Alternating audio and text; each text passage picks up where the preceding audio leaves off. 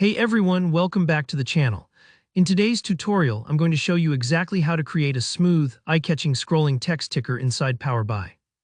By the end of this video, you'll be able to make dynamic tickers that showcase important updates or data summaries, something that really helps your reports stand out and keep your viewers engaged. Let's get started and walk through each step together. To kick things off, let's make sure we have the right visual for this feature. In Power BI, not all visuals come built in, so we first need to expand our toolbox a little. Head up to the Visualizations pane and look for the small icon that says Get More Visuals. It might look like a little grid, usually located right under the default visuals. Go ahead and click on that. Don't worry, this is the official marketplace, so it's completely safe to use. Think of it as the App Store but for Power BI visuals. Now in the search bar at the top, type the word scroller. You might see a few different options pop up, but what we're after is a visual designed for creating scrolling text, like a news ticker at the bottom of your favorite TV channel. Once you spot it, simply click on it, then hit the Add or Install button. Power BI will take a moment to fetch the visual and add it to your report. Don't worry if it takes a few seconds, that's completely normal. Once the scroller visual is installed, you'll notice a new icon appears in your visuals pane. Go ahead and click on that to add it to your report page. It might look a little empty right now, so let's fill it in with the messages you want to display. Now here where the fun part begins. Inside the visual settings, you'll want to find the option to add message under the category section.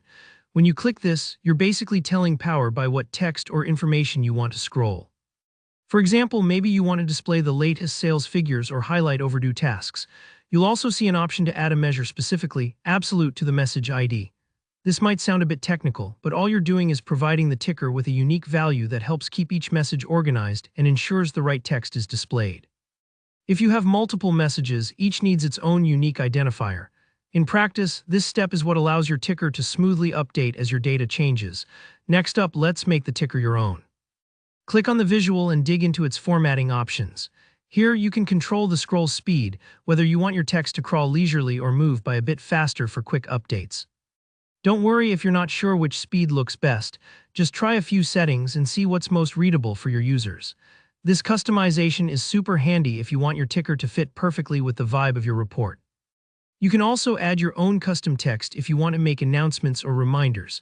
One thing I love about this visual is the ability to personalize the colors.